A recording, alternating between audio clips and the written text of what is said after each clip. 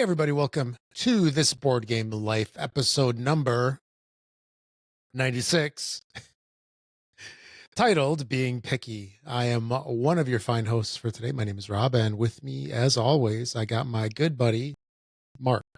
Hey, everybody, in one how of you those doing? one of those directions, either to the left of me or to the right of me.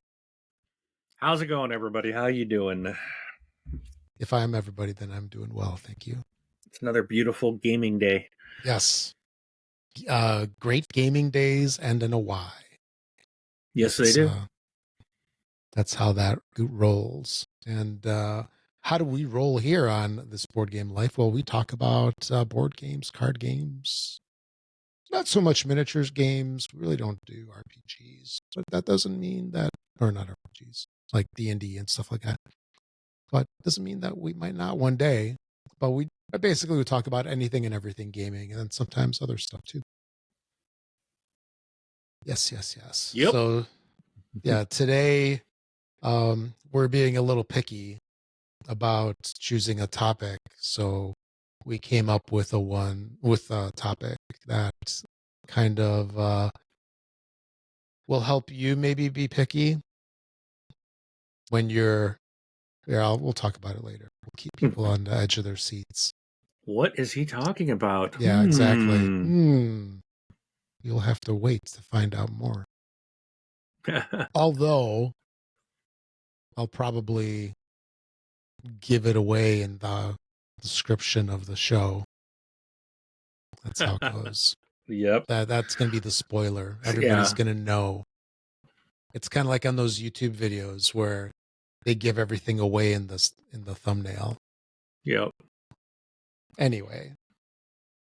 So, yeah, do you have anything to say before we get on with the show, or let's roll? I don't think so. Let's get into it. I'm ready to talk board games.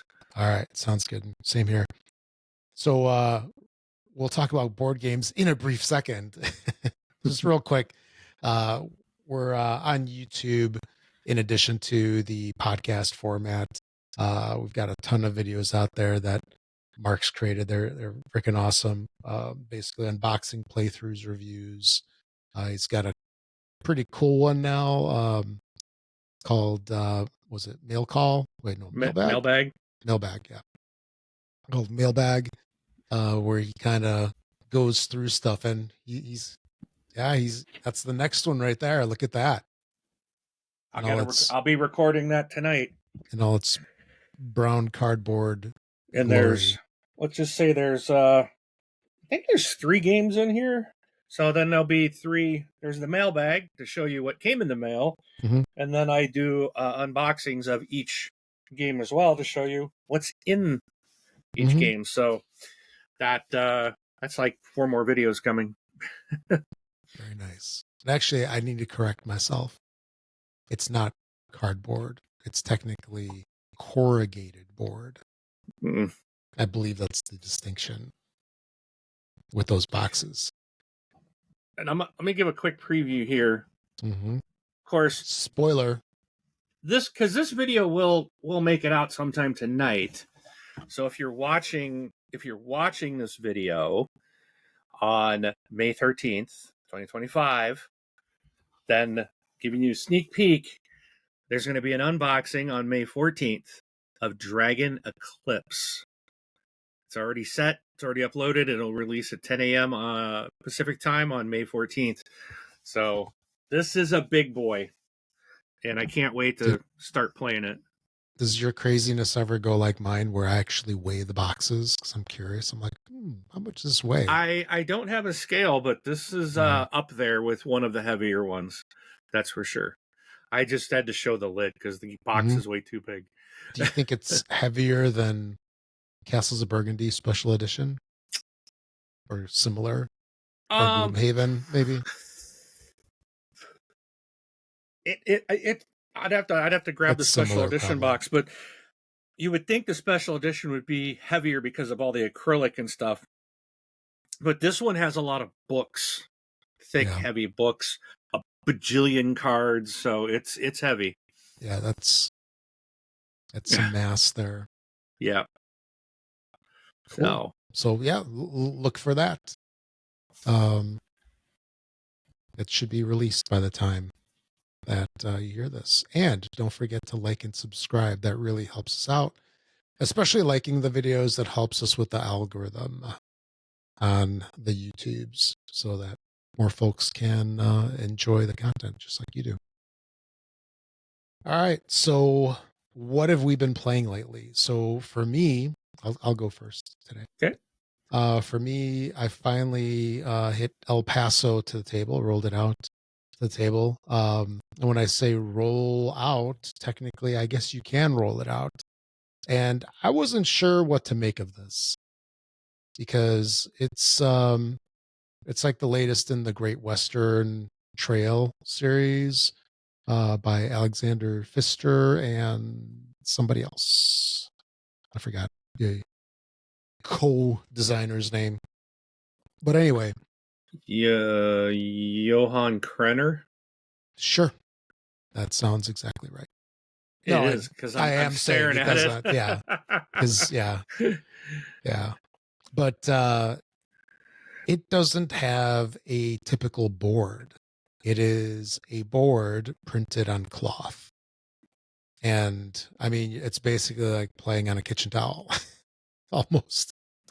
And I wasn't sure what to make of this because it doesn't sit flat. And at first I thought it would be annoying, but it actually isn't. It's not too bad because you can actually fit it back in the box. It just folds. It does have creases, slight creases.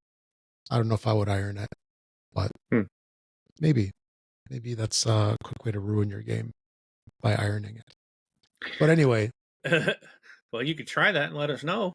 Yeah, exactly. Yeah, it's maybe that'll be my like homework. See if I can flatten the cloth playing surface. See, I guess how would you call that? So it's you're not playing on a board. Yeah, I know, like a surface, like the play surface or the main. You call it a mat. It's not really a mat. Well, yeah. If it's what I'm thinking, it probably is like a play mat. It's just not a neoprene mat like it's cloth. I mean, it's basically cloth. Yeah, right. It's got like a seam around the edges. Yeah, and it's well made and everything, and it sits reasonably flat and flush. But I guess since I'm griping about the game, I can throw in another thing. Okay. So this is a relatively low price point game, and I want to say it was like $35 list price. So I mean, that's reasonable, right? Wouldn't you say? Like $35 for a full game nowadays? Heck yeah. When a lot of them are approaching, $70, $80 now. I mean, that's becoming pretty common. Yes, it is. Yeah. But so it's like $35-$40 tops. And you can see in some places that they kind of did skimp things. Maybe, I don't know if the cloth board's a little cheaper to do than an actual like chipboard or cardboard or whatever they call it. But the other thing is where you would obviously expect there to be cubes and discs, meaning wooden cubes and wooden discs. They have you punch out discs out of cardboard, and you have these cube looking things, which think of like a 3-dimensional cube flattened into a 2D surface. So, you can kind of see. So, it's not square, right? It's more, I don't know if like diagonal, like a diamond shape really applies to it, but it looks like a cube, but it's flat. So these are the two things that you're using on like your own little player board. And I think the game just would have been so much better if it was actual discs and cubes. And the other thing too is you have to put like the discs onto the cloth playmat, And I think even there it would have been better with wooden pieces. But not a huge deal, but it is something that I wanted to bring up. But it's a pretty good game. Plays in like an hour-ish approximately. And it's like a lighter version of Great Western Trail, but it's still in itself like a decent meaty-ish game, which was kind of a surprise. But yeah, definitely might want to check it out. It's called El Paso, the latest in the series. I think this is like the third or fourth game in the Great Western Trail series, and it's pretty cool. Definitely enjoy it. How about you? What have you played? All right. Well, I got quite a few different things in. Got some new stuff that I haven't played before. One is The Resistance. This is from designer Don Eskridge, and it's like a what It's do like you call that? Werewolf, I don't know what right? Werewolf is, but it's like a deduction game. Yeah, it's like a hidden role game where everybody gets there's like a I don't say a traitor, but there's somebody that's got like a hidden role and you're trying to figure out who the hidden Yes, person is. it's in the Werewolf Mafia, I guess, Yeah. family of Hmm. games. Is it's listed here. It's roles with asymmetric information, simultaneous action selection. It is team based. You have two teams, and you're trying to you're trying to figure out who, like, I guess, who has what roles in the game, like, and you're trying to make sure the other team doesn't win before you do. I don't know. We played it a couple times. It was really quick. It was okay. I mean, I Yeah. didn't really mind it, but yeah. Anyways, that's The Resistance. I got to play some more Spectacular, and this is And that is from. a spectacular game. It is a spectacular game Yes. from Chili Fox Games, Hmm. designed by Elif Svensson and Asmund Svensson. So I don't. Hopefully, I said that correctly. Man, I had a game the other day. I was doing a video, and all of the names. Well, I think it was for Dragon Eclipse. Actually, it was uh, that one. It was like I don't know if they're Polish or Czech or something, like, Yeah. kind of like. Now this one wasn't too bad, Svensson, to say, but man, I was going to go through this long list of graphic designers, and I'm like, I can't. I butchered the designers so bad. I'm like, I don't know how to pronounce these names. So hopefully I didn't butcher that too bad. But no, Spectacular. This is a dice tile game. You're building out kind of like habitats in a zoo. But what I really like about this game is that everyone's playing at the same time, and there's a central, or like a community. Everyone has a community tile that you will draft either a dice or a tile off of it and then when you're done, that gets rotated around. Everyone has one, and then they all have different tiles and different dice on it, and they all just get rotated around. So you never know. You always have to, don't necessarily know what's going to get around to you. You might see something that someone has, and you're like, "Ooh, I hope that tile's still here when it gets to me," and then, oh, it's gone. So it is a really cool game. I really enjoy Spectacular. Excuse me. Also played some Earth. I got this played several times. Really like Earth a lot. If I had to pick one thing to complain about, and that's it's too many cards. There's so many cards in this game, but that also makes the game like infinitely replayable. Hmm. There, you will never play the same game twice with Earth. It is absolutely incredible. The I wouldn't call it artwork, like the box art and stuff is gorgeous. Like, it's just gorgeous. Yeah. Like, all the cards have, it's probably just like maybe real world images. I mean, beautiful pictures, but it's like pictures of real places and islands and plants and things like that. I mean, but it is very high quality photography, if you will. And there's just so many options in this game of ways to play and ways to score, and it's just fantastic. I know that they've got a the Abundance expansion, I think, is releasing like right very soon, if not this week, or it's about ready to release, and I have pre-ordered that, so I'm looking forward. Of course, that's more cards, which is probably the last thing this game needs. But they did add some new stuff and ways to play and some new way to interact. So on your turn, when you're doing a skill, you might get something, but now other people might get something as well. So it's they've got some new game mechanics coming to the core game of Earth, and I'm really looking forward to that. But Earth is fantastic. It's a really great game designed by Maxim Tardif. Okay, then And I got it is in. so nice that you want to live there. It is. It is so Yes. beautiful. All right, then Santorini Riddle of the Sphinx. I got to play this with a friend of mine. Her and I went through.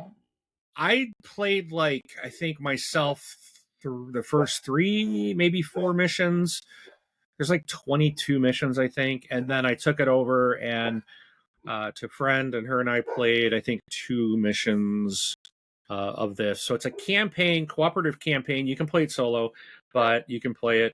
I think it's better if you play it cooperatively, but because you get more gods in the game to help you out, because like each person can hold 2. So even on solo, I can only hold 2 gods, but when you're playing cooperatively, you can have 4 out that are available to you. But anyways, So how does this one? I mean, I'm not familiar with it since the original game. How is this one Sphinxy? Is it like so Egyptian or anything? Or well, I it's still the like Greek buildings, that like island. You have to have the base game because this is an expansion to Santorini. Mm-hmm. So you do have to have the base game, and this is like it's like a big book, a spiral bound book that you open up, and then there's another book that you use to track things that you unlock in your campaign and different gods that you can add into the game as well. And so there's the general gods that will go up in the deck, and then you can unlock at a certain point friendly gods that you get to pick that can like help you out and they have all these different powers and abilities that are available. So as you're going through this huge book and you're selecting which ones you want, it's kind of like if you're like like in a video game, you've got that tech tree. Yeah, that's the same thing. This book basically is a tech tree, so it's going to take you a while to get the gods on the outer edges of this book, of the page, and you're working your way from the center. And as you do things on a mission, as you complete certain things, you're going to gain points that you can fill in these little dots to make these connections to additional gods, and you can chart it out any way you want.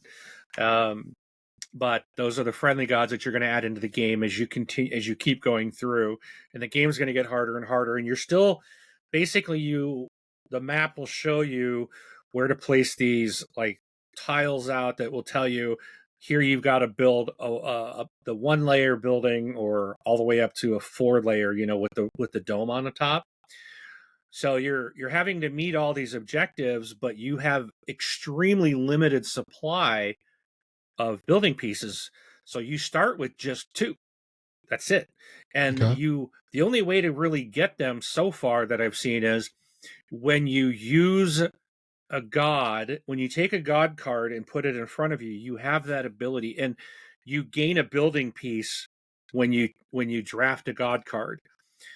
And some will have a lower piece, some will have a middle piece, some will be like pick any piece you want.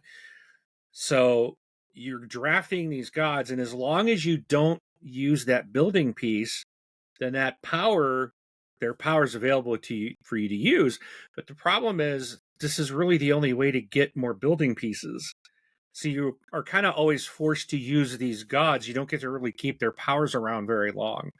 Mm-hmm.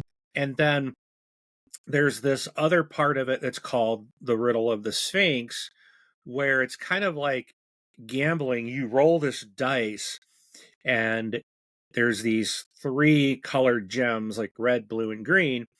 And so when you roll this big dice, it's like you're basically looking at the color. And if it comes up red, you take the red gem off of the Sphinx, and you get to exchange that for any building piece.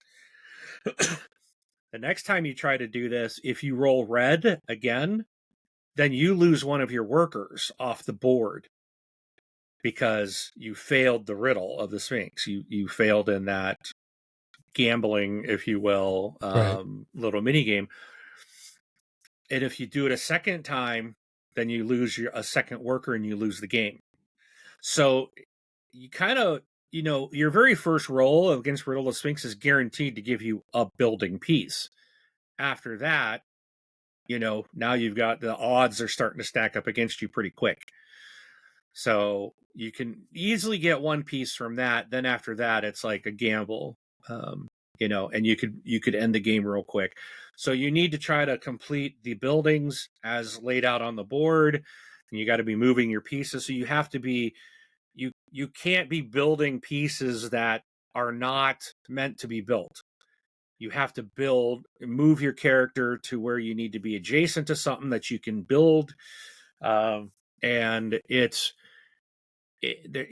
you had all the pieces, the game would just be pretty easy. It's like, I'm just building however I want, moving around, kind of like in the main game, but it's different because there you're kind of trying to box people out and keep them from getting to the top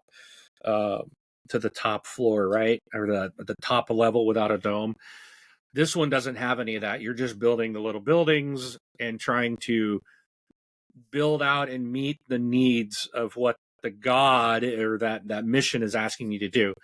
And when you do that, then again, you succeed, you get bonus points, you solved the riddle, and that allows you to start drafting friendly gods into the deck to help you out as it's going to get harder going forth. So it's really neat, actually. Very beautiful.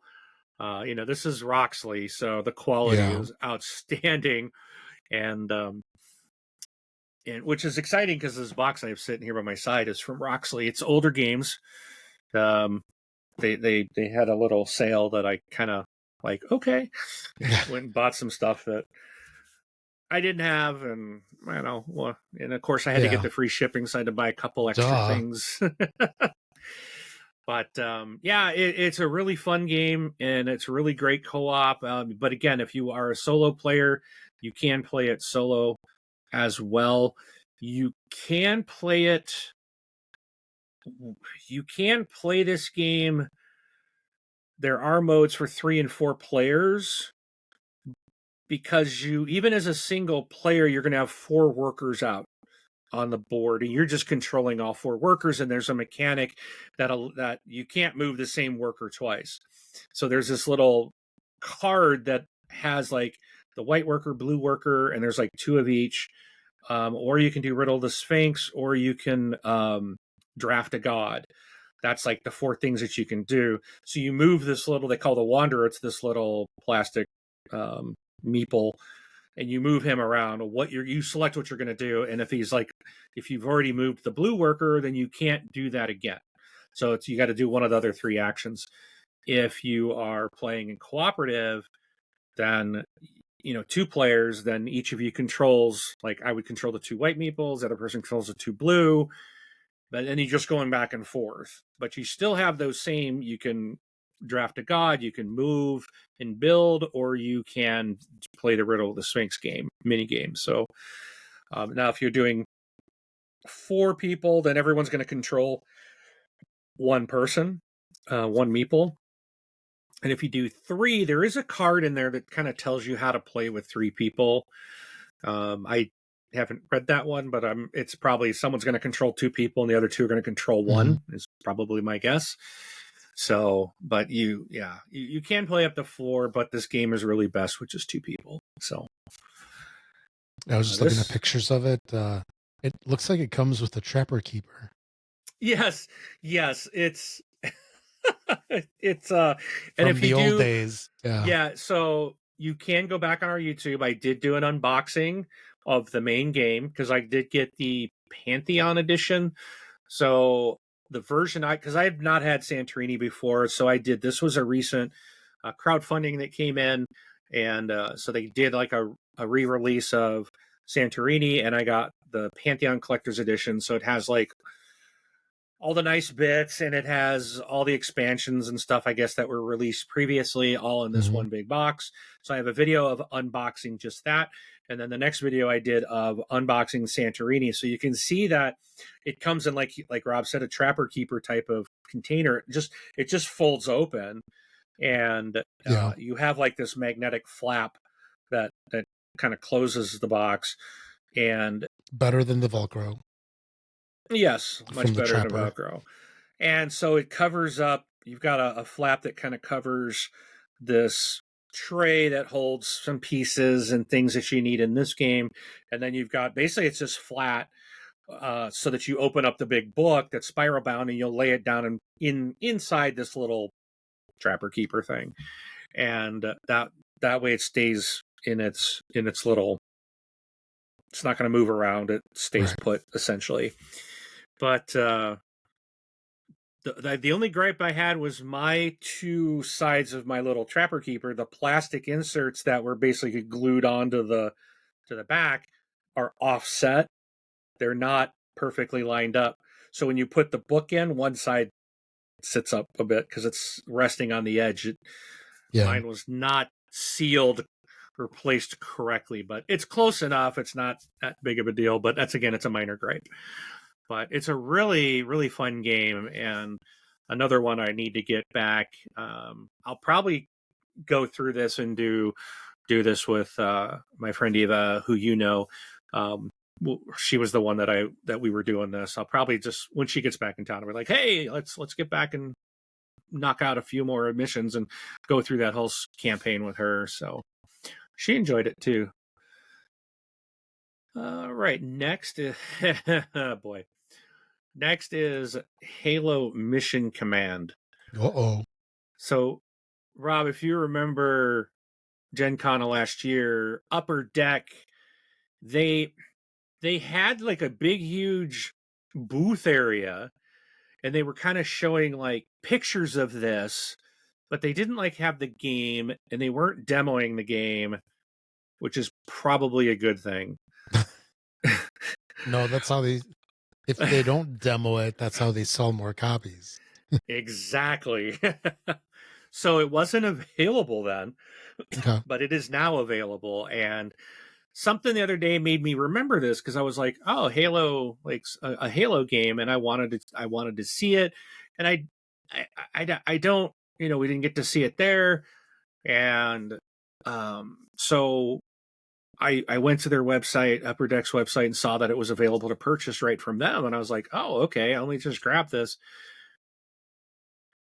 I don't rate games. Like, even when I review, I don't give it a score, but I will tell you that if you are a massive Halo fan, then you will buy this just to have the cards and the artwork, which are just basically images taken from Halo Infinite.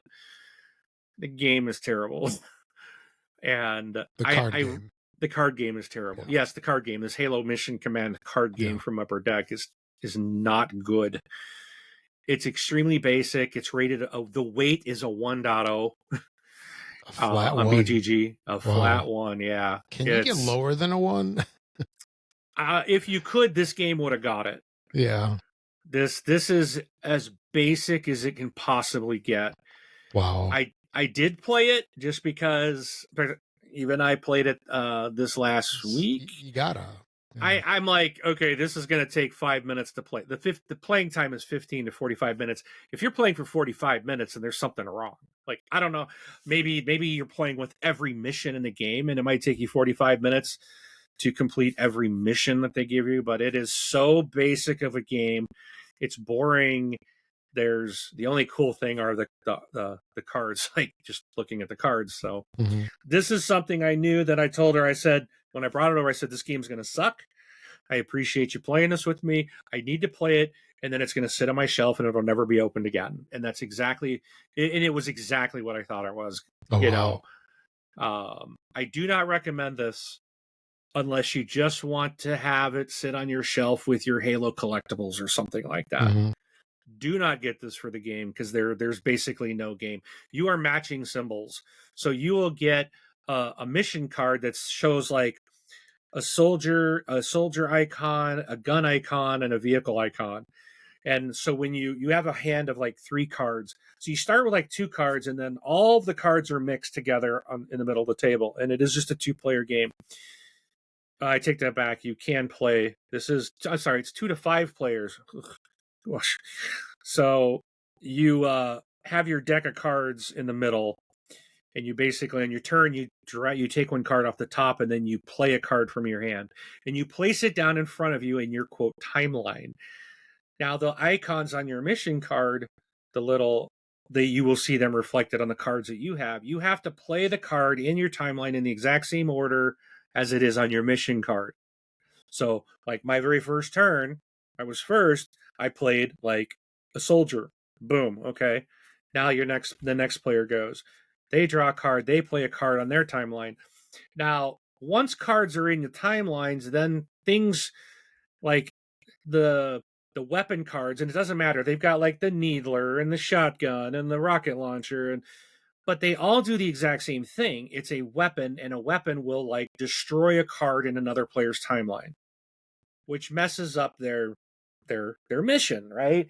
Right. Because when you're playing a card, you have to place it to like always the rightmost. Like at the end, you're placing your cards down left to right. So when someone destroys one in your line, then the next one slides to it. Now everything's out of sync. So now you got to try to. But then there's another, like a vehicle card, I think might let you steal a card from someone else. Then there's like the soldiers, which they do a certain thing. So you can kind of manipulate a little bit, but it is so basic that it's like boring. It's just not even fun at all. So, and it current doesn't even have a score. What I think I gave this thing a 1. Oh yeah, I rated it a 1. It's just that bad. Currently, they don't have a score showing on BGG, but I imagine it's going to be way down there once people realize what this is. Well, all right. let me ask you this. So, how would a non-board gamer or somebody that's not in the hobby that is into, Xbox, like we are, and I guess for those that don't know, we did like this Xbox life for, I don't know, 800-900 episodes. so we have a little bit of history with Xbox and Halo and such. But how do you think somebody that's not in the hobby, that doesn't necessarily like complexity or meaningful choices in their games, what would they think of it? Like, this is rated ages 14 and up. I don't even think a 14-year-old would like this game. To me, this is like, I don't know why it's even 14 and up. To me, this is like 5 and up, like that's usually because if you get it rated like below 13, I think it is, then you have to send the game for extra testing to make sure it's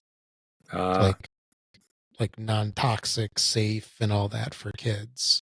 Because they put everything in their mouth. Yeah.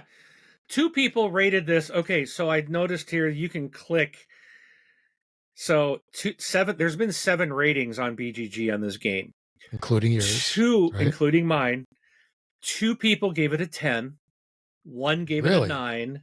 1 gave it a 6. 1 gave it a 5, and 2 people gave it a 1. I'm one of them. So that's the ratings right now.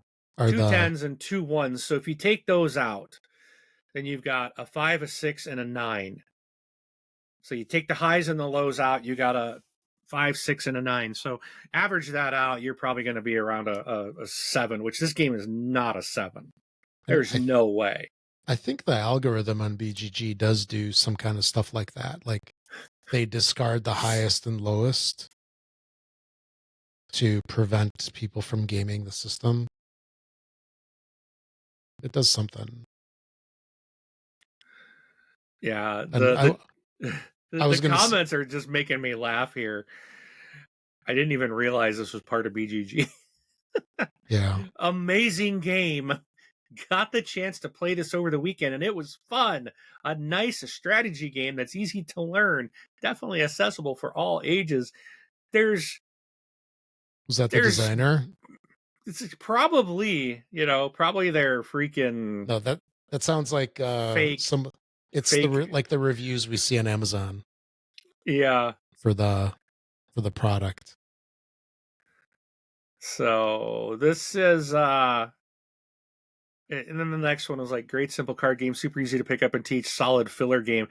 These no. No to all of those reviews. Simple card game. It is super easy to pick up and teach. I give you that. This is not a solid filler. Nobody's going to want to play it. So for Halo fans of Xbox who aren't board gamers, they're going to want this just to sit on their shelf of collectibles or something. That's it. There really is very little value. And I'm not trying to rip on, like, that's just not me. I don't rip on something that someone made. But if I was to make a game, this is probably about as much as I could conjure up. Maybe does Franco have Halo stuff? Maybe this would be a nice gift for him.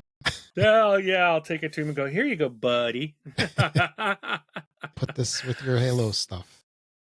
It's just not something a gamer is going to want to play. A board gamer is not going to want to play. It is extremely basic. Yeah, if you've got young kids that like, oh, I want to be Master Chief, or well, you don't get the pick. You got to just luckily draw him out. But it's, to me, it's kind of like if you ever played War with a regular deck, a 52 card deck. You shuffle your cards and you just pull one off the top, and it's like, oh, who had the higher number, they win. That's as much strategy as this thing has. Okay. It'll go the next step above that, right? Because you do get cards in your hand and you pick what you want to play.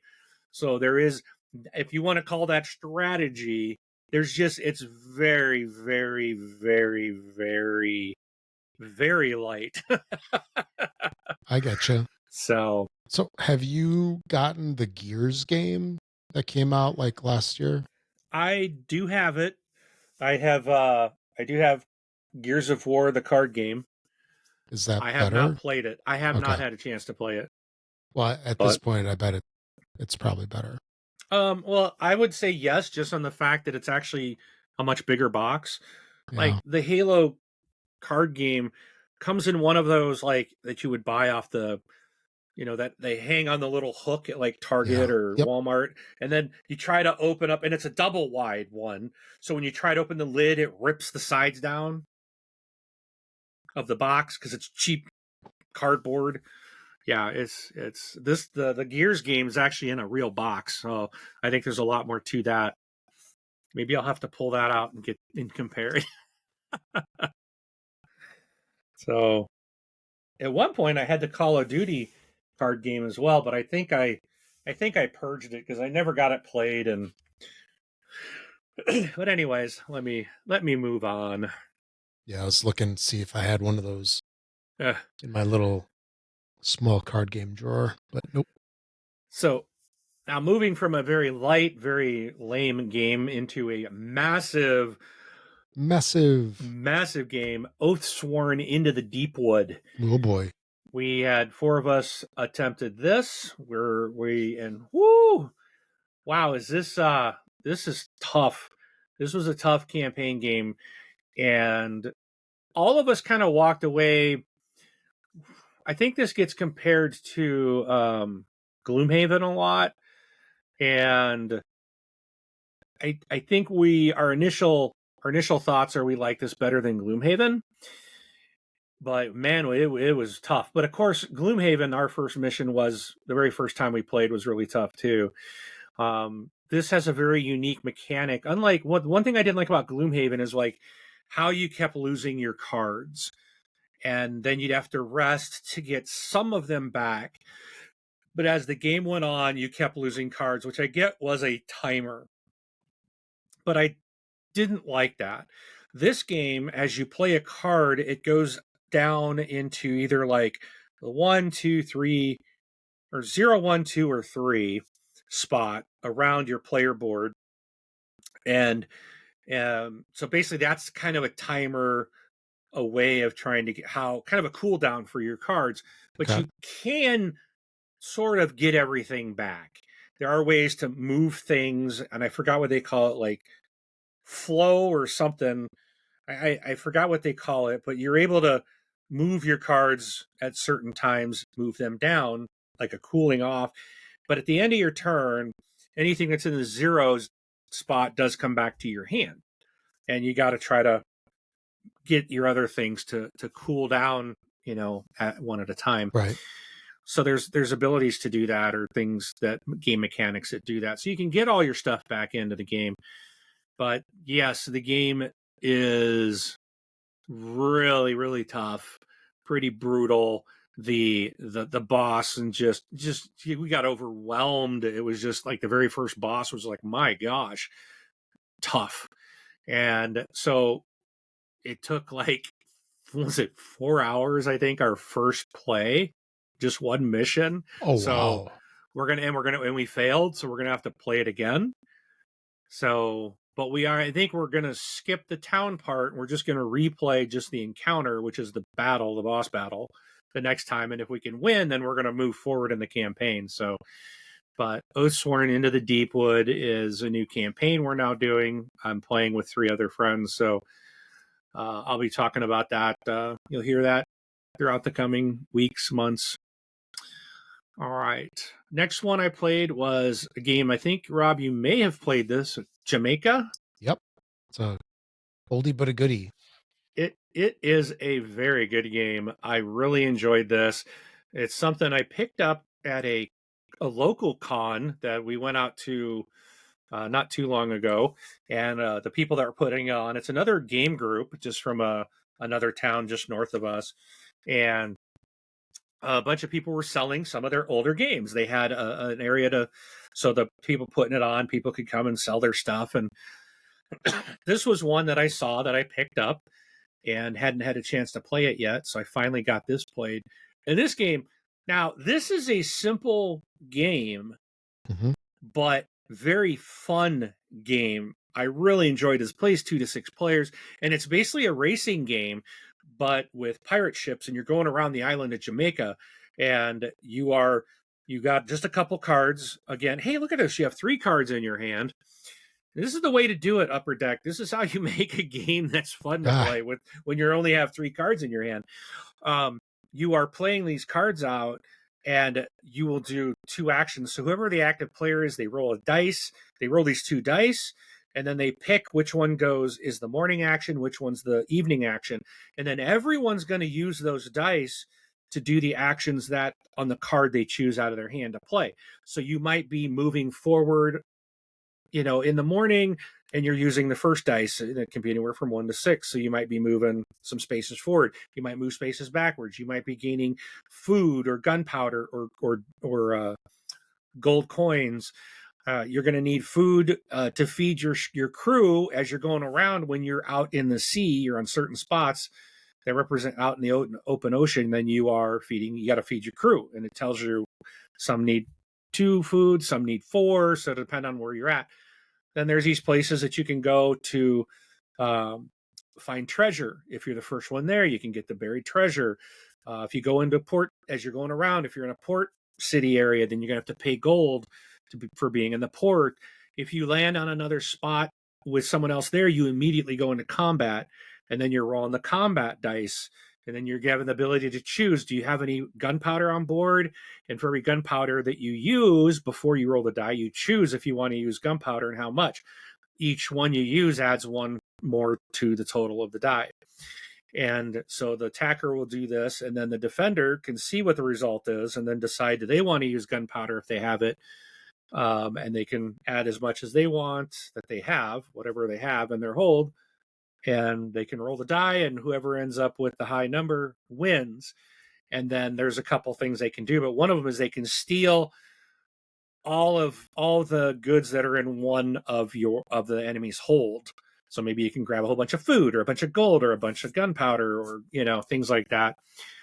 And it's a really fun game. This game was like, we played 3 players. We played it twice. Each game was about 30 minutes long. It can play up to 6 players. And even then you're going to be about 60 minutes max.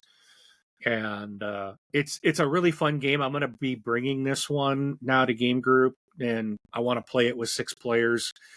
So I don't think it'll be this week. I've got a lot of people are out this week, but hopefully in the next couple of weeks I'll get a 6-player game of this played and can tell you how that plays. And it even says on BGG it's best at 6 players. So, but that's Jamaica.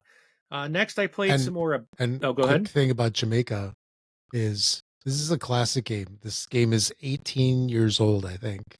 Oh wow! Oh, and 2007. Yep. And one of the designers of it is designer of Skyrise. I thought you'd like to know that because that's one of your favorite games. Sebastian Pauchen, right? Yep. Yeah, and also Bruno Cathala yep. and Malcolm Braff are the designers for this game as well. So I don't know if this is in print. I think you can still get this. I've seen it around. I honestly doubt it's in print, but there's it is still old copies. Yeah. But yeah, I'm really glad to have gotten a copy of this. It's really fun. and it's the cool thing about it is it's a classic game that's pretty fun that a lot of newer gamers have no idea about. It'll come out of left field. Like, where is this game? Where's it been? Because everybody talks about the latest hotness and stuff like that. Right. But, yeah, and even though they've got they coin a thing here. It says race around Jamaica to claim its spoils. Beware, the fastest doesn't always win. So it's not necessarily a race to the end, but once you get around, then the game ends. And then it's about like how far you get points, how much gold you have in your hold, and then any treasure cards that you may have can add or subtract points. So someone could get to the end first and not actually win the game. So it's neat. It's a really, really good game. Again, easy to play, quick play, up to 6 players, and it's fun. So, all right. Next, I played Abyss. This is I don't know what type of game this is. It's let me see what they call this. It is designed by Bruno Cathala again, and Charles Chevalier. And let's see, what did they call this? It's a card game. But I'm trying to think of. So yeah, there is kind of an auction mechanism but when you first start the game, the only thing you can really do is start putting out these what do they call them? Not an alibi, but I don't know. It's I forgot the term, but you're basically trying to take these cards of these characters into your hand. So, like, if it's my turn, I start flipping through the deck, but I have to let everyone else have the opportunity to take the card first. And if everyone else passes, then I can take it. But if I don't want it, then I go to the next card. And you pull out up to like 6. And if you get to the end and you end up taking that last one, you also gain a pearl, which is like money in the game. You have to spend pearls to buy things. So you're managing your hand. It does have an open draft. There is a set collection going on. You're trying to get these I think they call them lords, but they're kind of like gods under the sea. This game it's called Abyss. It's you're playing under the ocean, so it's all themed with sea life, ocean life type stuff. And there's like locations that give you special abilities or give you points. And once the first player to collect their first has 7 lords, then that will trigger the end of the game, and these cards will have points, and there's a way to that you are adding your points, and there's various different things. You might have to fight a sea creature at certain points when it comes up, and you can either keep exploring, and then that moves this creature track thing to make like the rewards of when someone does fight it, they get better rewards. So if you choose to keep exploring and not fight it, then you're potentially giving better rewards to your teammate, to your opponents, things like that. It's a fantastic game, and it's just a lot of fun. Really enjoy it. That's Abyss. Then I played Too Many Bones, chip theory game, very high quality, much like Oathsworn. It's brutally hard. Um, I like Too Many Bones. I love the quality of the components, but man, this game is hard. We introduced Nick to it this last weekend, and he was just like, "This is insanely unfair." I think was the word he used. Yeah, it's a fantastic game. It is pricey because of you get like real poker Chip chips. theory. It's chip theory. The cards are all like PVC cards. All the pieces are these massively sweet, nice, heavy poker chips with just beautiful production. Like your monsters' stats and images are all on these things. You have neoprene playmats that are cut out that you put, and there's a ton of dice, and you're upgrading your character and changing your abilities and skills by using dice, and it's very high quality, high production. So, and then last two I played Cities. This is a really fun little game about you're building a little city out, and this is a newer game. I think it was 2024. Steve Finn and Phil Walker Harding. You are basically on your turn. It plays up to 4 people. So when you have 4 people, you're basically going to take 1 point card out of 4 that are available, 1 tile that you would put into your city, and when you're building a 3x3 grid, you will select 1 feature that is these little tiles that will go on your board, and then or you're picking 1 selection of buildings that you will grab to put on and build up into your city. So each round you're only getting 1 of those. So you put your meeple out, you choose what you're taking, and then put your meeple there. And now you can so if I take a group of buildings my first turn, I can no longer take buildings the rest of that round. I have to take a point card and the other things I mentioned. So it's real interesting because you're trying to determine what is the best thing to take first. You might see several things you want, but then there's also public goals. So everyone knows what those are. Well, if I leave this, it's probably going to be gone because someone else might take that tile because they're going for this public goal. But I really want that point card at the end. And so the interesting thing about the game is as you're building up the city and building your buildings, you have to get these point cards and select cards that you can use, because most of your points are going to come from these cards at the end of the game.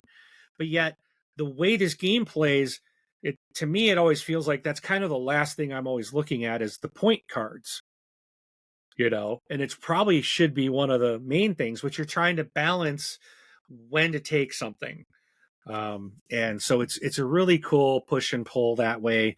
I like of the game, and you're building up your little buildings. It's kind of fun. Mm-hmm. And then lastly, Flip 7. My oldest son is home, and we introduced him to that, and he really enjoyed that game as well. It's a fantastic party game, very easy card game to play. Again, Upper Deck, this is a way to make an easy card game for people like to play. Yeah. But anywho, so I digress. I'm done. I've rambled on long enough. No, that's a good list as always.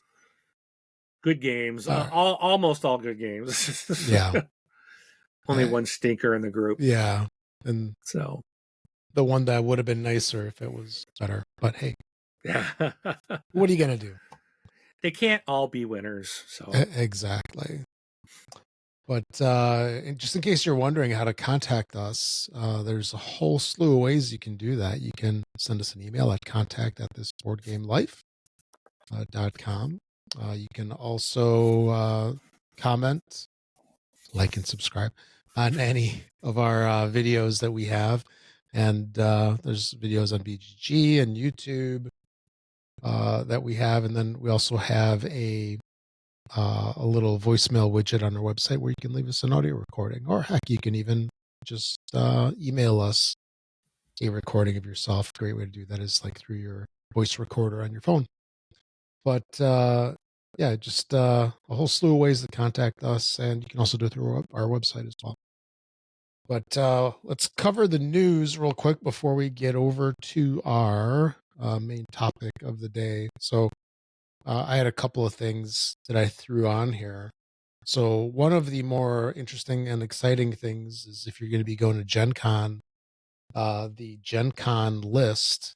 Actually, I guess you don't have to be going to Gen Con, because I'm sure there's a lot of folks that look at the list regardless on if they're actually attending the con. But Eric Martin's huge, massive Gen Con list is going to go live. When was that? Like the first week of June, right? June 2nd. June 2nd, yes. Yep. So look for that soon. And I thought I saw like the Origins one is It's maybe up, yeah. already out. And was it UK Game Expo? Was that the other one? Is that right? Game Market Spring 2025, UK Games Expo, and Origins. Okay, so that's 3 of them then? Yep. Or is okay. 3, yeah. Okay. So all of those 3 are out, and I would say like if it's on the Origins list, it's probably going to be on Gen Con. Although Gen Con is more retail for sure. That Origins list is live, so It's already up. Yeah, so if you want to get maybe like a little preview or something, you can do that.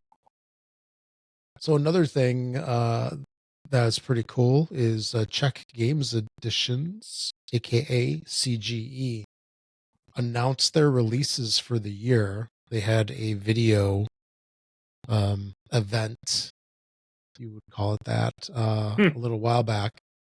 And the games that they're releasing this year, so they typically sort of kind of like release a game a year, like a main big game. So this year it's Wispwood, although I don't think it really has anywhere near like the meatiness of SETI, which was last year, or Kutnahora the year before.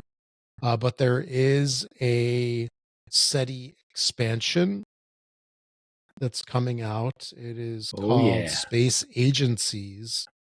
And then lastly, there's going to be a new Galaxy Trucker expansion, which just boggles my mind because Galaxy Trucker by Vlada Kvatl, it came out like forever ago. It's like what, 10, 15 years old at least. And it's just awesome that that they're still coming out with stuff for it. So for Galaxy Trucker, it's called Do What? Oh yeah. So do what? Yep, exactly. Yeah, it's Do What exclamation question mark. So I guess you need to announce that properly. So actually, like, what is in that, if you ask?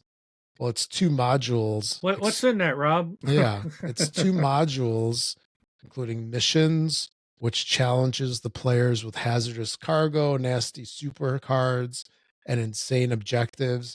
I think the base game has an insane objective just to begin with, and that's survive. Yes.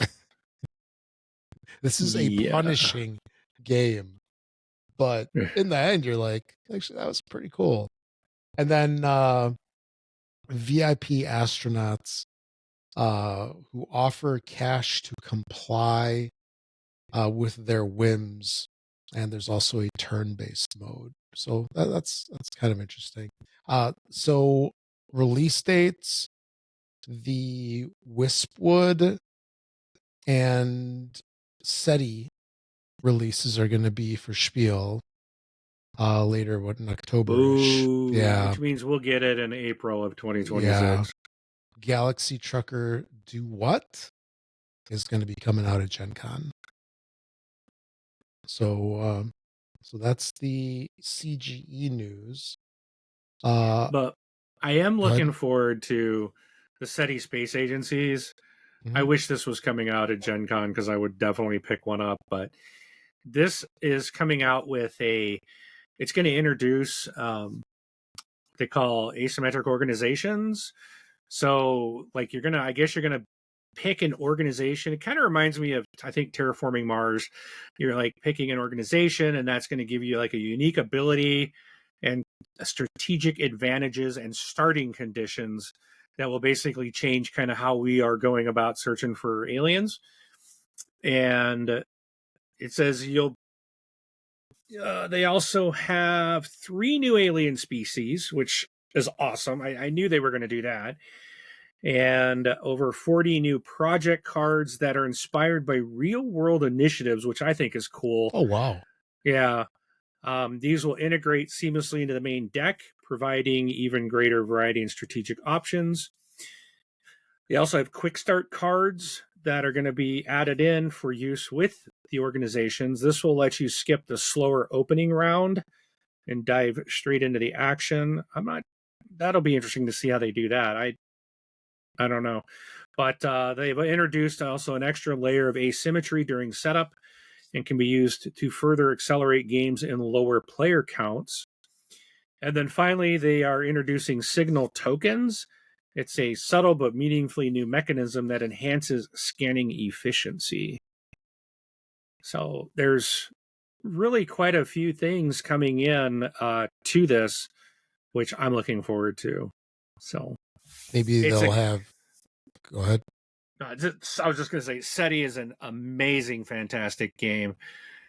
So I was going to say that maybe next year they'll come out with like the Men in Black expansion, the Neuralizer. There you go. Yeah. But and then what was the other thing? Oh yeah, Quarter Deck is a game coming out from Lucky Duck, which makes some decent games. Lucky Duck is they've done some good stuff, like they did Flamecraft, right? And Critter Kitchen. Yeah, Critter Kitchen. That's like the most recent one. That just came out in the stores. But they're coming out with a little bit of an interesting game called oh man, I just had the name here. Dark Quarter. Or The Dark Quarter. And what's interesting about this is it's an app-driven co-op adventure game. It's coming out in June. It was a Kickstarter with over 11,000 backers, which is pretty interesting that they had so many backers, right? Yeah. And it plays 1 to 4 players, 18 and up. Plays in 3 hours. 3. What is that? 180 minutes. Yeah, that would be correct. It'll be out June 27th. That's the release date. $60 MSRP. But what's interesting about this again is that it's a co-op game that is app driven. And there's been some games in the past that have had the whole app driven. You're not a fan? Not a fan. No. The app thing is what I don't like. Yeah. So. I get it. And I'm just curious to see how this is going to be, right? Because the app driven thing is divisive. Yeah. Very divisive. And I mean, what happens if all of a sudden like the app isn't working, right? I mean, we've all had it happen where our favorite game on our phones or our tablets, you launch it and it just like closes immediately. So, there could be those issues. And what about support? There's a game, oh, it had all these miniatures. It was app driven, and then they took down the servers. So your game is basically worthless at that point. Or, I mean, it could be a nice wall ornament or shelf ornament. But yeah, it's going to have 4 character boards, 20 dice, 40 ability cards, 64 skill cubes, 45 location cards, 45 NPC markers, 103 other markers, 95 item cards, and 8 miniatures, along with a 4 scenario long campaign and rule book. You supply your device. But yeah, we'll see how this one turns out. It'll be interesting. So look for this one to come out at the end of next month. I mean, if this thing is at Gen Con, I will take a look at it.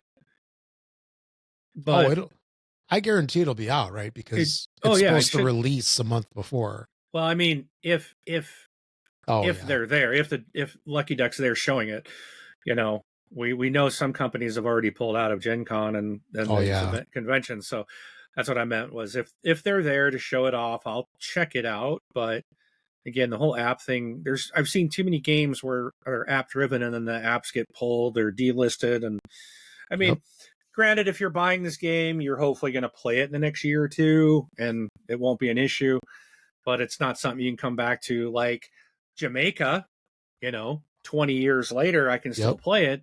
If it had an app 20 years ago, I can guarantee that app wouldn't be available anymore. I know was at XCOM, the board game is one I'd like to get, but that app is like not available. And that's again, another app driven game. It's like, it's an expensive board game that you can't even play. So.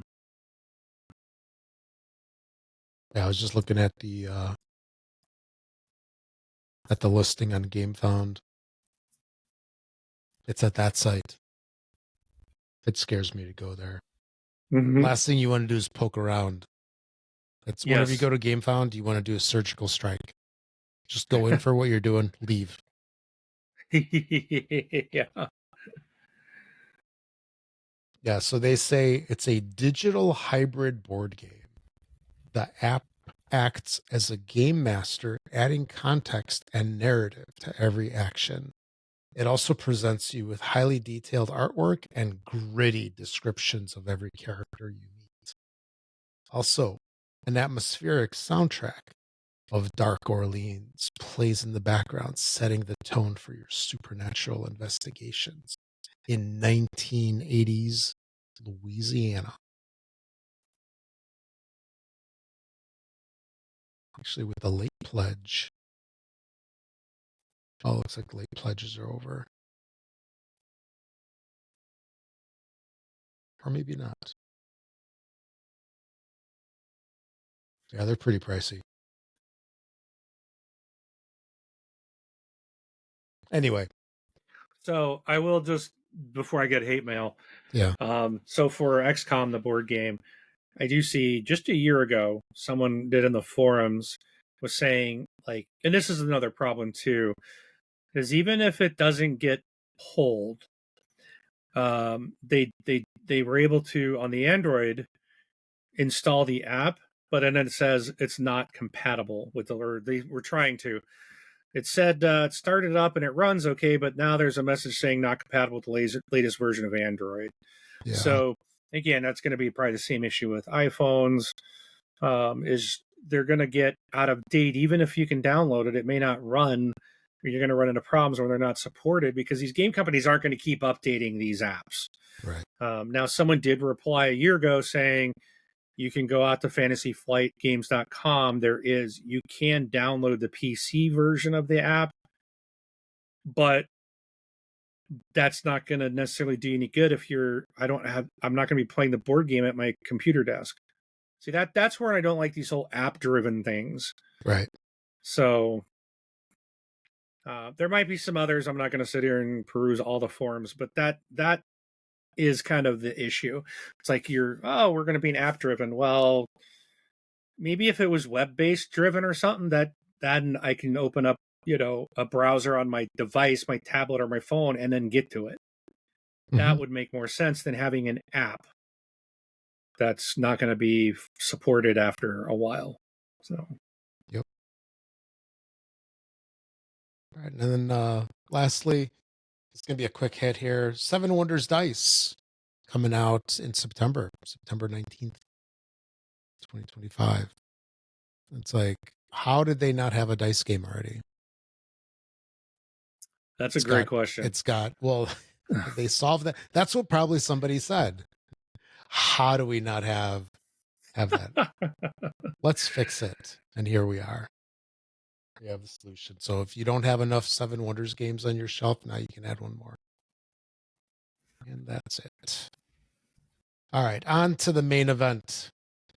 The main event for tonight. So I struggle with this sometimes. Sometimes it's easier than others. And I know this is something that's afflicting all gamers at one point or another. And no, it does not involve an ointment or a cream.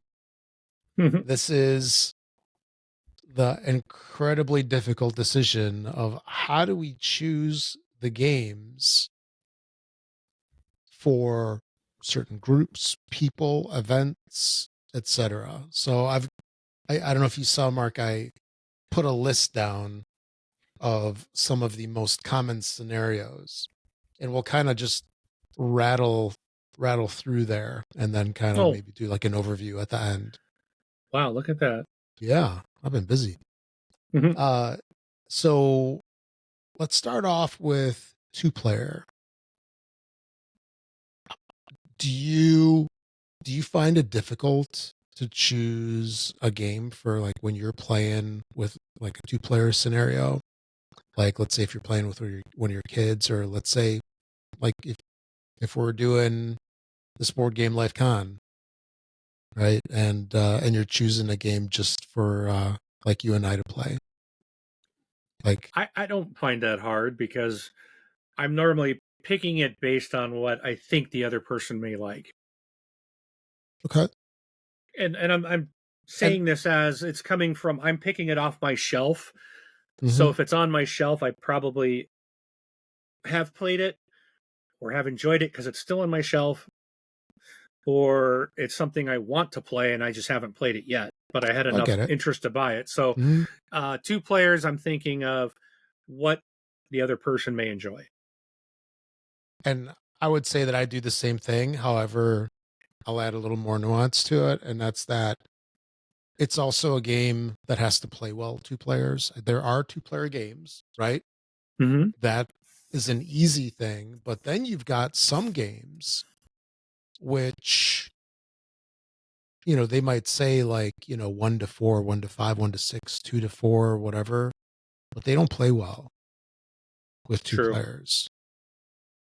Like auction games is a prime one. Yeah, you need more people to have that run smoother. But this is not too bad, and it really depends on the audience. And this one it kind of bleeds into some of these other ones. So we'll kind of circle back on this one a little bit. So how about solo? Do you have any criteria at all, like when you choose a solo game for you to play? And I'm going to say, like, outside of the whole, podcast video thing, do you have any preferences with type of games? Or let's say, I'll go first on this one. We'll alternate. So for me, when I play a solo game, there are games that are genuinely solo, and then there's games that are, I'll call it sort of solo, not really. Yeah. I like that description. Yeah, that's as clear as mud. And I'm looking at you, robot player. Those are a little annoying. But like if I'm going to be playing a solo game, for me, the ones that I prefer the most are basically the ones that do not require any kind of bot or any Yeah. kind of like there was one game I forgot what it was. When you played it solo, you had to control two bots. And it's like Ugh. by the time I'm doing the bots, it's like I may as well just play a 4-player game with 4 players as you know what I mean? Right. Yeah. Just pretend like I do that when I'm learning a game. I'm like, I will set up a second player and Yes. always do a 2-player game Yeah. to help Mhm. me learn. And I'm Yep. just controlling I do both. too. Yep. Yeah. Yeah, I agree. I don't want to like a game like I'm looking over here, A Gentle Rain is one that it's truly a solo game. Um I've got several sitting right behind me on the shelf. The Proving Grounds, Warp's Edge, Mhm. Unstoppable, right? Unstoppable, Reckland Run, those things, Wraith and Giants. Those are, I enjoy that because I'm not running a bot. You are Mhm. just playing your game and there's not, and I also like, uh, especially in a solo game, not a ton of stuff that you have to set up. So when I'm doing like Marvel Dice Throne missions or something, man, there's a lot. I got to commit to like, okay, I'm gonna get all these boxes out. I'm gonna set up, and basically my table's not going to be able to be used for a while, and I'm gonna commit to playing several because it's not like you're going to set all this up to play one run and then pack it all back up. Right. Where something like A Gentle Rain, I grab the box, I set it up, and within a minute you're ready to go. You play, 10-15 minute game, you're done, you box it up and you're done, Mhm. so it really depends on, for me, like what I'm in the mood for, how much time do I have, how big is the game, like how, Sure. is this a campaign I'm going to run, and or can I just set it up and tear it down pretty quickly? Mhm. No, fair enough. And I kind of touched on it for myself. I'll choose hands down a legit solo game. Like, those Scribbly 20 gum.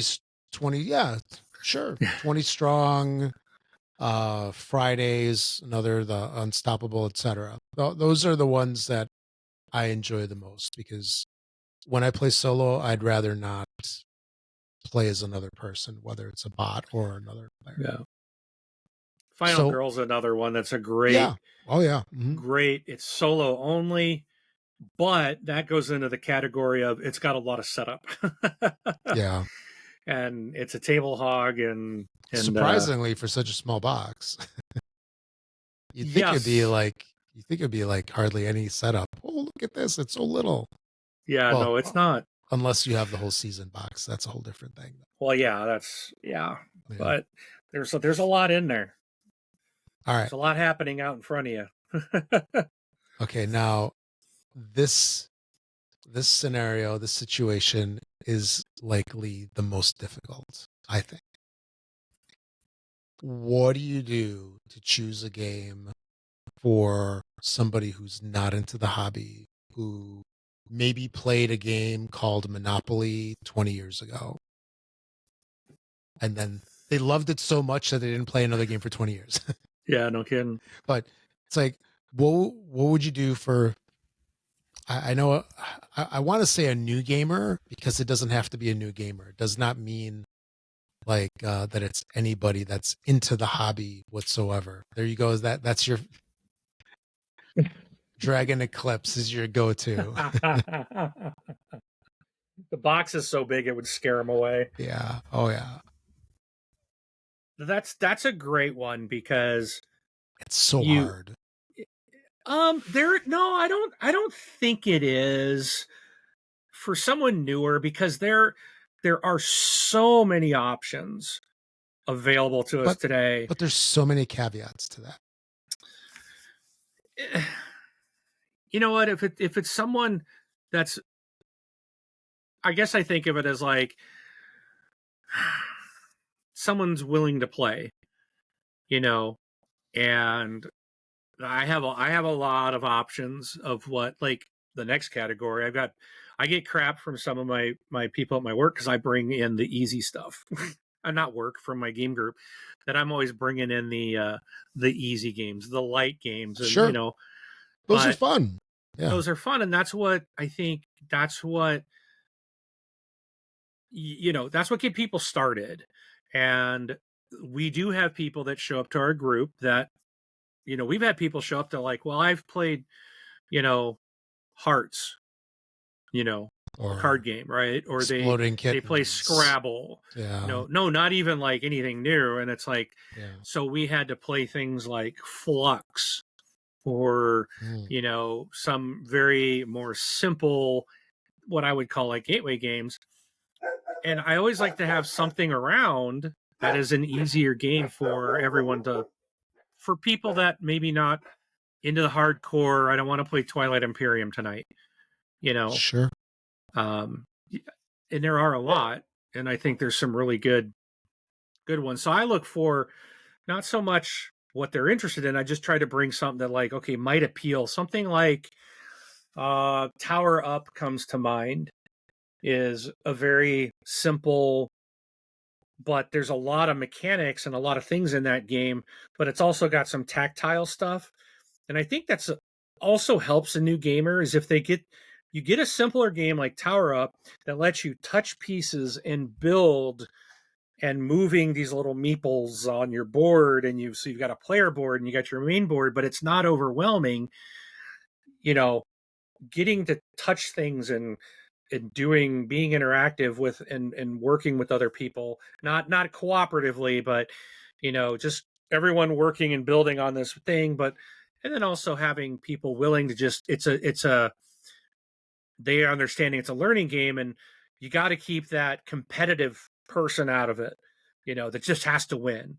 And that's what I like about my group, is people are very understanding. They're like, it doesn't matter. It's a learning game. We're just having fun. No, I don't have people that I have to win at all costs. You can't have that for the new gamer, because you're going to chase them away, because they're going to be like, oh, that's all these people are. They just have to win. I don't want any part of that. I just wanted to have fun.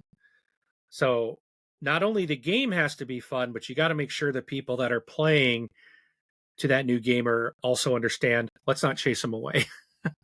Yeah. But, I would say that there's even more to it, because, you see, I call this new gamer, and it's technically what I mean is, like, somebody that's not into the hobby. Like if your neighbor goes, hey, Mark, let's hang out Friday, Okay. we get some pizza and hang out, and you're like, hey, let's play a game. And they're like, a little hesitation. Okay. So it's like, where do you go with this to introduce them to the hobby and not scare them away or blow their minds? Because a lot of people, if the rule book is more than like 4 pages, they're just going to be mind blown, because they just don't get it. Like, I think you and I even had this discussion like 2 years ago, like the mechanics for like a new gamer, like when you were first getting into the hobby, there was like some stuff it's like, man, I just don't get this. It's just like, it's too much. We're desensitized to it because, dude, you got Eclipse on your desk, right? And yeah, Dragon Eclipse, yes. Yeah, or Dragon Eclipse. You got, Eclipse is a space game. Sorry, I didn't mean that one. I meant Dragon Eclipse. But you got Dragon Eclipse on your desk. That is more than a 4-page manual. Yes. I guarantee. I don't even know how many. It's like, it's probably not like Civolution with its 44 pages. Oh, Civolution. Woo, played that. But you see where I'm going with this? Like, it has to be a simple game, and it has to be enough of a game to maybe go like, hey, I really like this. Let's try something only again. 36 pages, Rob. Oh man, But look, this is it's I know it's upside down. It's a lot of text though. The Yeah. pictures are small.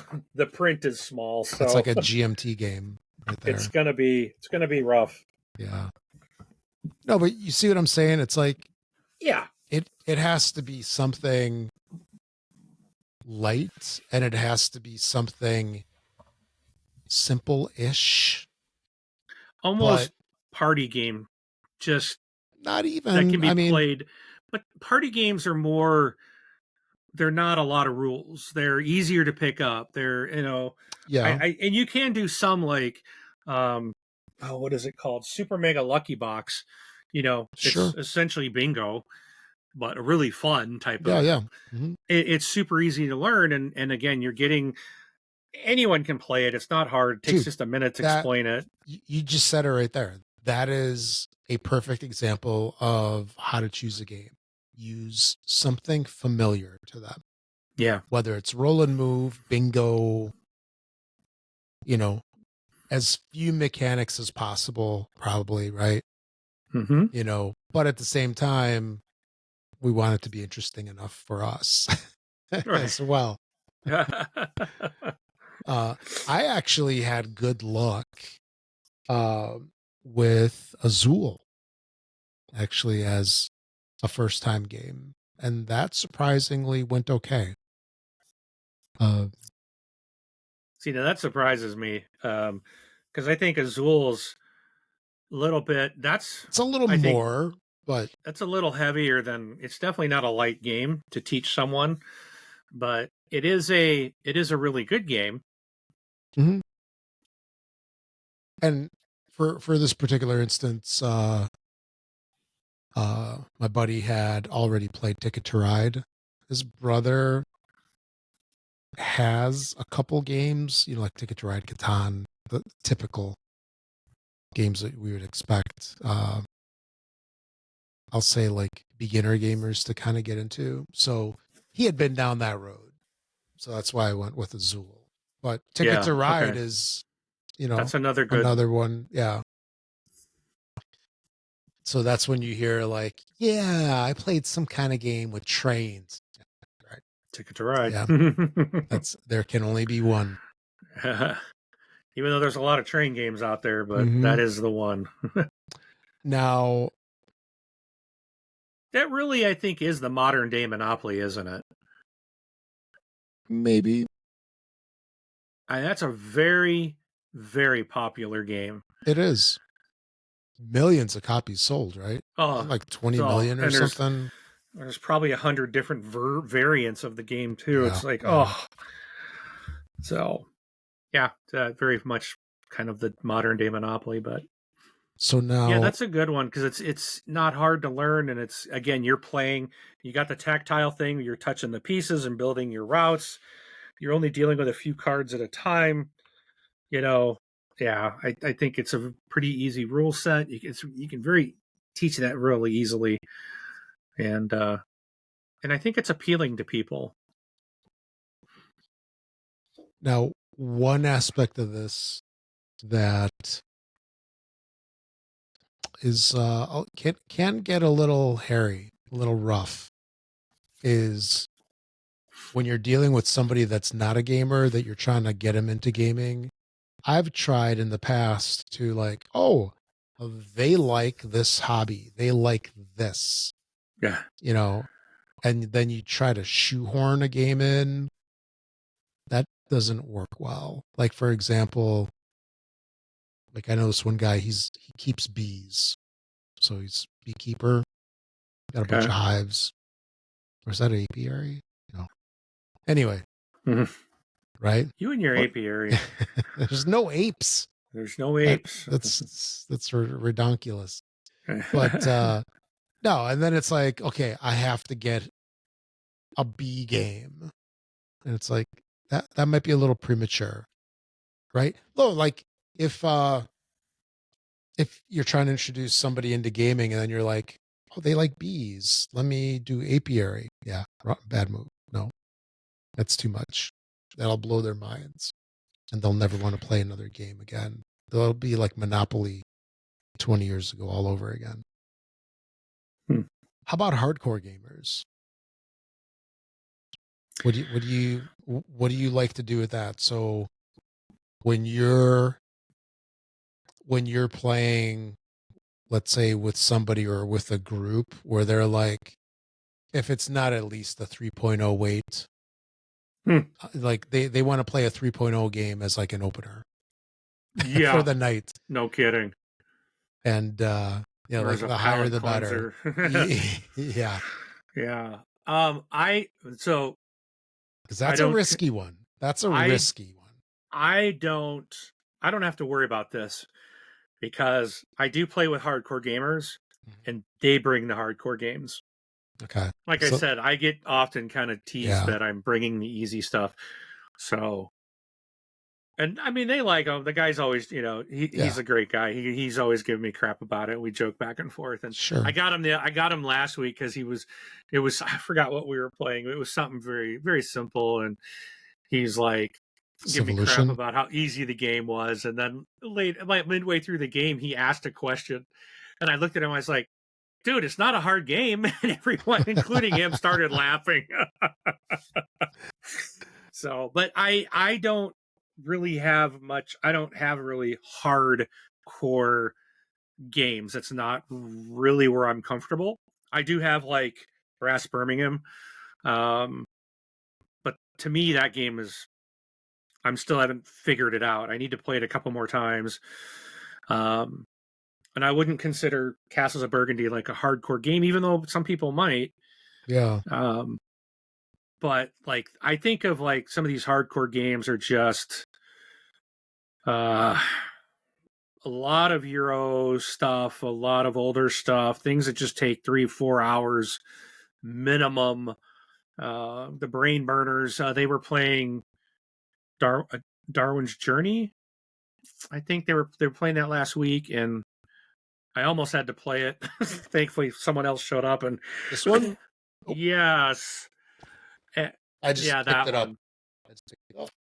And I was looking at it and I was like, oh man, this looks like it's going to hurt my brain. And I don't know if it's a hardcore game, but it was brought by the guy that loves hardcore games. So Yeah. I took it that it was. So I don't have to deal with. It's definitely not no thanks. No, it's not. Yeah. But let's say if your hardcore gamers are like, hey Mark, something happened. I can't stop at home to pick up my games. I just got to go straight to the thing. We need you to bring something. They know I'm there. They would not call me. Okay. I mean, I would bring. No, like how would you pick that game? Would it be like, would it be something that you think is like pretty challenging, or? Yeah, I would bring something like something heavier, like Ark Nova. I think is a heavier game, a meatier game. I know Kanban EV is not one I have, but that's a heavy game in my opinion. Like that thing is brutal. What's his name? Vital Lacerda. Yeah, anything by him would probably be classified as a hardcore game. Yeah, it would be tough for me to bring something, but Twilight Struggle would be one I think that's up there. Even though you and I played it, and I don't know if we played it several times, I might not consider it a hardcore game, but it sure felt like it trying to learn it the first time. Because it's a lot. Like, because I've heard that's like a 2.5 hour game. Like even when you're into, although maybe at that point, maybe it would go quick. I don't know. But so you would basically go like with a heavier weight game, something within your strike zone of I would comfortability. bring like Nemesis. Yeah. Mm-hmm. I think Nemesis is up there for me. It is. I think that's at least a medium to heavyweight game. But when I think of hardcore gamers, I'm thinking they want the high weighted, they want a 3.5 or higher, Yeah. and that's just not something I normally have to worry about. By the way, Burgundy's a 297 out of 5. So it's almost a 3. Yeah, so see, that's to me is a medium. Mm-hmm. Okay. So, for me, I would basically go, if I'm trying to get a game for hardcore gamers, it would basically be a drier game. Like a game from oh man, he did Tree Frog games. Martin, what's his name? I am having a total brain fart right now. Martin Wallace? Yes, thank you. Dang, look at that. You said the first name and I'm like, boom. Boy, I've come a long way. Yes, you have. Your Padawan is doing well. Yes. Huh? So I would bring something like one of his games. Not that there's anything wrong with him. I just, and maybe I hurt people's feelings by saying drier games, but I find that his tend to be more so that. But it'll just be something that is typically a longer game and maybe has like a tougher concentration system to it, meaning like you have a lot more to consider, and that'll scratch the itch of the people that are like, oh, this is too random. Okay. And then how about how would you choose a game like for like a party atmosphere where just the whole bunch of people, they're hanging around, like let's say, I don't know, you got 20 people coming over for Thanksgiving and you're gonna do something to kind of like involve a bunch of people. Dude, that's so easy. That's so much easier. Yeah. I'm gonna grab stuff like some fun card games, maybe like let me Just One or Hive Mind or what is that other one? Cranium or Taboo is a favorite of mine. I really like that. The bingo game I mentioned. It's like all these games that can do like up to like 10 people or more or something like that, right? Yeah, or what is it? Welcome to My Neighborhood, which I don't consider that a party game.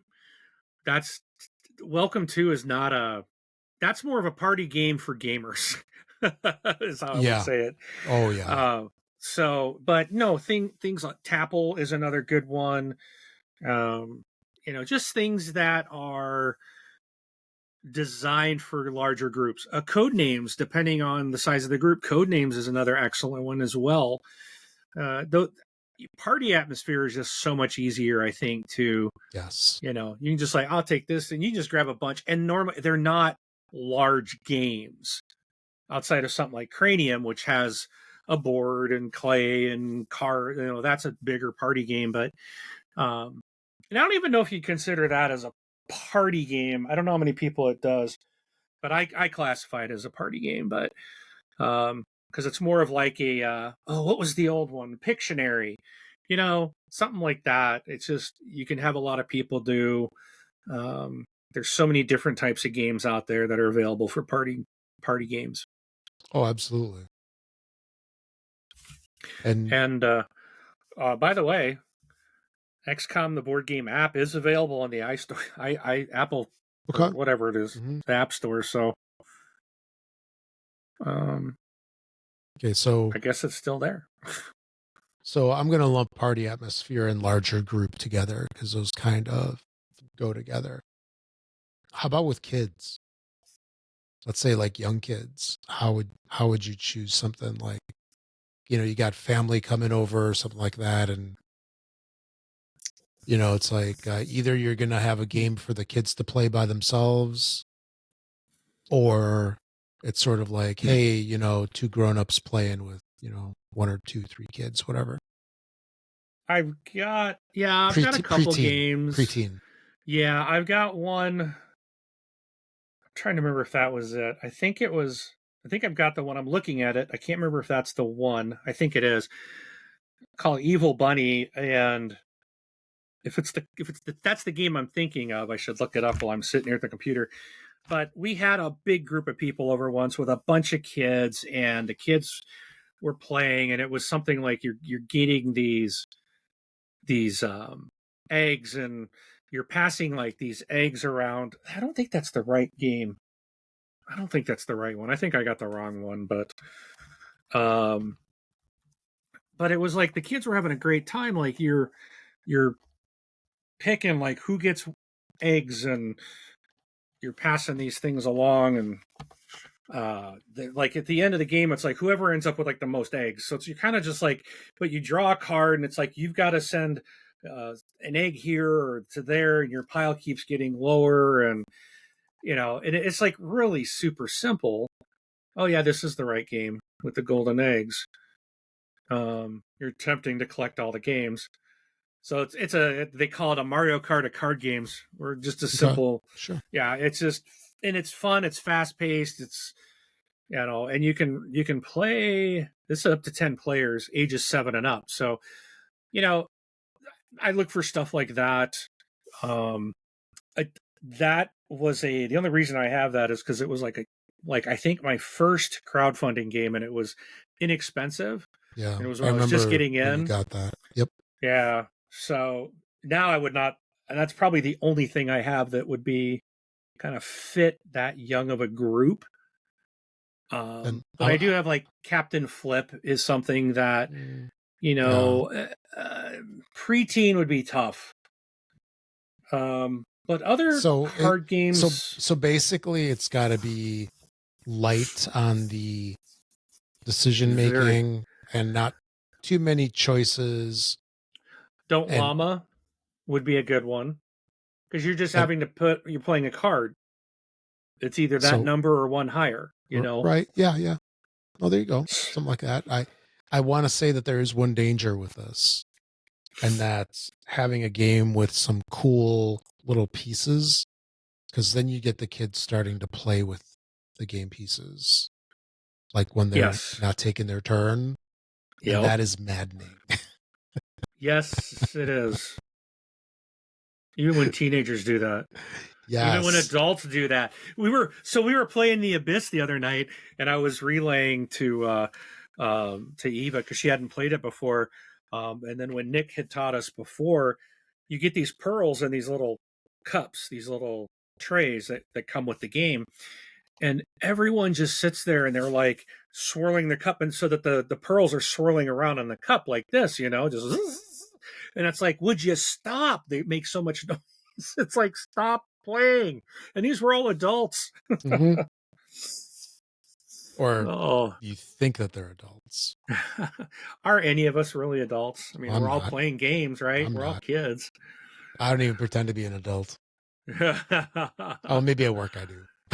Yeah, that's it. Outside of that, no. And even that's tough to do, right? And then the other thing is like, what do you think about having like, especially if it's somebody else's kids, to have a game like Resistance, where you're teaching the kids how to lie, how to mess up a family dynamic. You're welcome. Yeah. No, anyway. All right. So how about teens? So I would say with teens, you can take the whole kid thing and you can just introduce some more things. So, depending on if it's our kids being around us with games all over the place, so they've been forced to play in the past.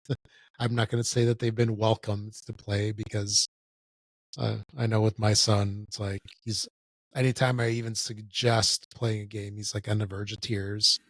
I was trying to get him to play Thunder Road Vendetta. Oh, that's so fun. With his buddy, yeah. And he should be, the way he drives, he should be really good at that game. Yes. So, yes. Sorry, I had to. But I can relate to Yeah, that. So I am sure all of us as parents can. yes. But anyway, you know, the kids have been forced, so they have at least some introduction to some of the mechanics and stuff like that. So it opens up the world of gaming more so than it does for like preteens and younger. And also, I forgot to mention earlier that when you're dealing with little kids, a great choice for games is any Haba game. And Haba makes these Mhm. fantastic games, everything from like little kids, just like 4 or 5 years old, to kids, that are like in the single digits, preteens. And some of them are surprisingly fun. They are very cool. But yeah, with teens, it's a little bit different. Then how about we take it one step further? How about playing with parents? So I know you do that. Yep. How do you choose games to play with your mom? Do you have any like criteria? Now, mind you, I know now she's, definitely into the gaming thing. Uh, more so than when she was like first into it. So let me take it a step back, and not like your mom now, but maybe like your mom a year or two ago. How would you choose, playing with a parent that isn't necessarily a gamer or have a lot of experience with games, but maybe they've played your games occasionally here and there? I know Patchwork was one game I Yes. used. I remember It's trying to kind of appeal to something that she might like the topic of that. quilting. So So she would be more open to yes, like the whole process and not as right. like glazed over like when you say anything more than two rules. Yeah, and I even taught her Dog Park early on, which Oh is yeah, that's right. was I remember that. it's probably a medium weight game, but there's a lot of like there's an auction mechanic, there's a lot of things there in that game, and I'm like surprised, like, wow, I can't believe I did that so soon. But it was again like she loves my Australian Shepherd and she loves my Golden as well. But my Aussie is like his personality is just amazing, and she just absolutely loves him. And while that cover of that box is a big Australian Shepherd, it looks a lot like my dog. So and so that kind of appealed to her. Again, that's like, oh, let's try this one. It's about dogs. I've done a lot of party games with her over the years. Um, I think when I first started, I was like, let's play Yahtzee, something she had played in the past and had played a lot of, and then it's like, well, let's play Mix or no, Quicks, which is another dice game, but you're rolling numbers and colors and you're kind of trying to, and she really enjoyed that. And so we just kind of, you know, start out real basic, trying to find something that they like, a topic that they like. And now she's playing. What did we play the other day? She was playing something I just mentioned that we played with her. The kids and I played. But we played Cities, Hmm. and Flip 7 is what we played with her. But she really enjoys Cities. Oh You wow. know, Hmm. yeah. So and there's other games, which Cities is not a hard game, but it's still not something You you would probably think of no. like a grandparent aged, a grandparent or even a great grandparent playing, and she really likes it. So, Yeah, I um, mean, and so like at this point, your mom is definitely not like a newcomer. I would say no, she's a gamer, right? Just yep, probably just leaning more towards like the light metal. yes, Yeah. and she's not going to want to go any further past that. So, Yeah, and that's fine. yep, that's At perfectly fine. least not yet. Not yet. Give it time. Give it time. Okay. So how about how would you choose a game when you are limited on time? Like, Well, Halo Mission Command will be quick. All right, I've run that one into the ground. Yeah. I a lot of times it's just going to be like little quick card games. I agree. You know, I think that's probably the best. No thanks, right? No Perfect thanks. one. Six nymph. Right. Games that move quick and are easy to teach. Yes. And I would say another criteria is like, let's say you only have half an hour and it's like, hey, let's play something. I mean, even better if you can teach it and then play it once or twice or three times. Exactly. Because then you can get that learning game out of the way if you're teaching new Flip folks. 7 is a fantastic. It takes all of a minute to teach the game, and everyone knows how to play. Is that the one that we played while I was out by you, by your mom's? I don't remember if I had it when you were here. I think it was Flip 7. Where you play one card, everyone gets a card, and then you got to decide if you want another one where there's 12 12s, 11 11s, 10 10s in the deck. Yeah. That's it. Yep. And your son kept just hit me. Yeah, he kept pressing his luck until he got the whammy. Yep. He did that this weekend too. So hey, it's a valid strategy. And it works. It does. It does work. But my mother, we played that twice and she slaughtered us all both times. So she's sharking you. She is. She's like, I'm gonna make it. So you know, if your mom ever goes, hey, let's play for money, run away, say no. Okay, and then the last thing I have here is, how do you choose a game to play at a convention? Oof, good question. This can go a couple of different ways. Well, I have seen people, and I know you have too, bringing carts in with massive, large games that they want to set up at a con because maybe it's hard to get a lot of players for some of these large games, war games or something. Tournaments. Dude, yeah. You bring up, I never really thought about that. Like those dudes that bring in all those like miniatures. Yep. Like when we were in the big halls at Gen Con. And they basically have their little rolling cart. Yes. Or the rolling hand truck with just cases upon cases of stuff. But I would say for me, choosing what games to play at a con, it largely depends on where it is. So if we were to choose to play like in the like general area, right, in the halls, big halls, not the exhibit hall, it would be a game that I just bought and I'm excited to play. That's it. That's an easy one. Outside of that, if it's more calculated, it's going to be something that we can play that everybody can hear, and it is going to be like a huge nightmare to play. And if it's a game that I'm playing in the exhibit hall, like to learn or something like that, for me, it generally has to be something that I'm interested in, because if I'm not interested in the game, I feel like I'm wasting my time because I need to see other things. Do you know what I mean? Like, yeah. Instead of learning how to play like the Halo game and sitting there for half an hour, then I missed out on half an hour of going to see like more interesting games or waiting in a line to buy something.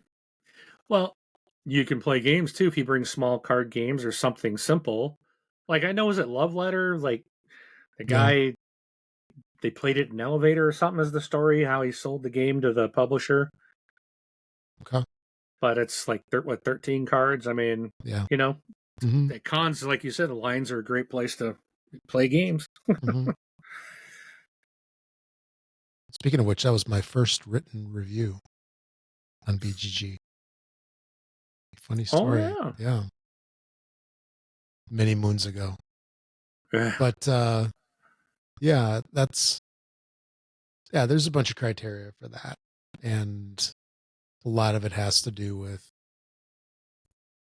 how much time you have, your space, like those big round tables that they got in the big halls, Mm-hmm. those massive round ones. Good luck playing a card game on that one. Yeah, that's not You happening. can't even hear the person across the way. And then you can't reach the middle of the table yeah. either. And then they got the double wide tables in some areas. Even those I don't like them just because you're too far apart. Remember the we saw those guys playing like that war game, but it was like one of those massive tables was full of this huge world map, and it's almost like you had to use those little sticks to push your pieces around. Yeah. Yeah, that was crazy to watch those guys do that. Yep. It's another level. Very. So I mean, that's a perfect con game there. You're not going to do that at your house. Yeah. So anyway, that's all the stuff that I had. Do you have any other not topics, but any other no, types we rambled on for difficult... 2 hours now. No, I'm gonna be like a teenager. No, it's not 2 hours. It's 1 hour and 56 minutes. Okay. No ice cream for you. Yeah. Anyway. All right. So I think we can call it here for episode number 96 of This Board Game Life. All right. So yeah, that was a cool topic.